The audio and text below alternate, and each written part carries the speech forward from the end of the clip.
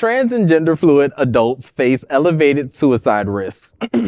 A new Canadian mental health survey reveals that trans and gender fluid adults are 6 times more likely to have attempted suicide than their cisgender counterparts. Published in Jama Network Open, the survey gathered responses from 9,861 participants. Researchers found that trans and gender fluid individuals were 3 times more likely to meet clinical diagnoses from depression, anxiety, bipolar disorder, and social phobia, compared to the cisgender respondents. Additionally, they were 3 times more likely to have suicidal thoughts and 6 times more likely to have attempted suicide. According to Ian Crabtree, a co-author on the study, quote, research has shown that transgender and gender diverse people are more likely to experience discrimination, bullying, and stigma, and to suffer from policies of exclusion. This is likely to be a strong contributor to higher rates of mental disorder and suicidality, end quote. He emphasized the importance of gender-affirming care and safe spaces to improve mental health. Outcomes from the trans people.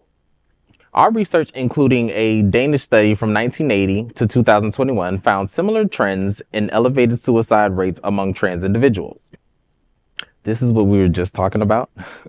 The doctors, again, politicians and these Congress people are not doctors, so they're not sitting face to face with someone who is bipolar or is expressing weird urges to be a woman and what could possibly help, but yet they're going to stop it from happening. Like, that is crazy to me. We elected these people to help us, but they are controlling us like we're hens in the slaughterhouse. I think what's really quite sad, and more importantly from this story, is that, you know, adults, the pain doesn't go away, right? So you grow up and you don't have that support around you, and maybe you get to a point where you isolate yourself just to get yourself happy, whether that means transitioning from opposite sex or taking whatever you think that is best for yourself, and your family doesn't support that and your friends don't support that. And you have nothing left, you know, and that's when the suicidal thoughts come in. And that is just of a life of built up no support, you know, and that's what is heartbreaking to me about this. It's yes, there's resources for people now, but what about back then? You know, like the people who ran so our younger LGBTQ plus trans community are now walking a little bit faster. You know, so it's heartbreaking, but it's not new news to me, unfortunately. That's sort of my sadness watching. It's like there's been a lot of surveying of the trans community and the LGBTQ community at large, both when you're looking at youth and adults that have consistently shown higher levels of mental health issues and higher levels of suicide.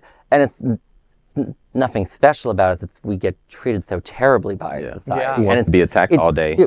Politics is part of it, but there's a whole other social component of how we're treated. You know, healthcare providers have been shown to have bias when dealing with, also we're dealing with Black patients, dealing with queer patients. I've had a few experiences in my life with really not very good doctors who have been a little judgmental. Like, it really hurts in all these different areas. And, you know, this is just reminding us of the, once again, this very scary and unfortunate sad thing that, like, it does matter. Like, how you treat other people does matter in society. I know that shouldn't be news, but apparently it is to some people. It's you know, the trans community is the most vulnerable community, and it's no news, but it is sad to hear that you know, they face elevated suicide risk. Is we need to do more.